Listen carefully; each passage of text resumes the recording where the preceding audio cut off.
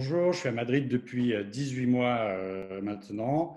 Donc la situation s'améliore en ce moment, hein, puisqu'on a connu un pic début avril, un pic significatif à Madrid, puisque c'est un gros foyer de l'épidémie. En termes de volume, hein, j'imagine que vous avez peut-être suivi ça, mais on est arrivé jusqu'à presque 1000 morts par jour. Et depuis quelques semaines, ça redescend. Et là, on vient d'annoncer aujourd'hui une baisse significative puisqu'on est bien en dessous des 400. Et on a l'impression que ça descend par palier maintenant. Quelles sont les règles de confinement aujourd'hui à Madrid?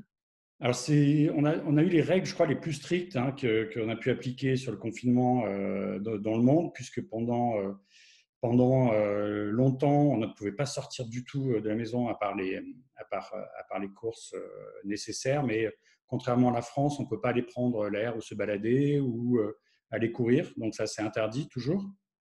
Et puis, pendant 15 jours, il y a eu complètement l'arrêt aussi des activités commerciales non essentielles qui viennent de reprendre juste maintenant, donc tout ce qui est dans le bâtiment. Et on annonce la sortie pour les enfants à partir de dimanche seulement. Ça veut dire qu'aujourd'hui, les enfants ne peuvent pas du tout sortir. Ils ne peuvent pas du tout sortir. C'est un gros sujet ici, puisque c'est un pays qui vit beaucoup dans la rue. Et là, les enfants, depuis le 14 mars, sont confinés à la maison et ne peuvent pas sortir du tout, puisqu'ils ne peuvent pas accompagner leurs parents dans les centres commerciaux, etc. Et là, ils vont pouvoir, à partir de dimanche, sortir 1 heure par jour, entre 9 heures du matin et 9 heures du soir, à moins d'1 kilomètre de leur résidence. Comment vous vivez la situation d'un point de vue personnel? Alors, d'un point de vue personnel, ça va. Ça se passe bien. J'ai la chance d'avoir un extérieur et donc de profiter de l'air libre de temps en temps. Le travail est toujours aussi intense, donc on s'organise. Il n'y a pas eu voilà, de baisse d'activité. Et donc, on s'organise bien. Et donc, personnellement, ça se passe très bien. Justement, sur votre activité, quel est l'impact? Est-ce que c'est plutôt favorable ou défavorable? Rappelez-nous ce que vous faites d'ailleurs. Alors, je dirige un réseau de décideurs francophones dans le monde entier. Donc, on est présent dans le monde entier, vraiment dans une trentaine de villes, 4000 décideurs. Et à l'origine, on les met en relation en fonction de leurs enjeux business par une plateforme digitale. Et on organisait des événements physiques dans ces 30 villes dans le monde. Donc, aussi bien à Shanghai, à San Francisco, New York, Madrid. Et donc, évidemment, avec les contraintes, on a complètement arrêté ce pan d'activité événementielle physique.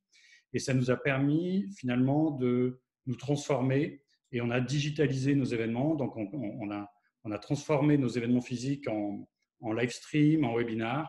Et finalement, on trouve beaucoup de vertus puisqu'on a des événements qui sont ouverts maintenant à l'ensemble de nos participants dans le monde. On a réduit la contrainte de l'événement physique.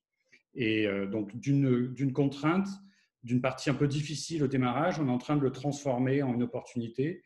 Et on sent que là, on a trouvé notre voie pour maintenant et la sortie du confinement.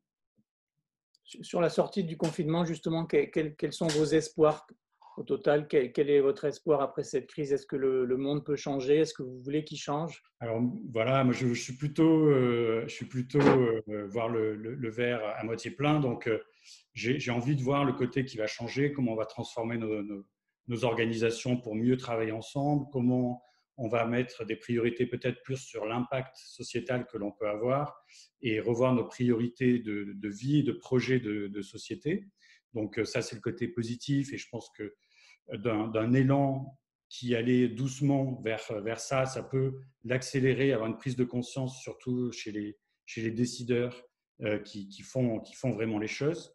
Et je crois que aussi, la crise économique va être très violente, très dure, et que ceux qui seront bien positionnés dans cette crise, ce sont plutôt les porteurs de ce projet-là. Et que donc je suis assez confiant qu'à peut-être pas à court terme, mais qu'à moyen terme, on est plutôt des changements qui arrivent en profondeur, mais il va falloir être patient. Merci beaucoup, Vincent, pour votre témoignage depuis Madrid. À bientôt. Merci, à bientôt, au revoir. Au revoir.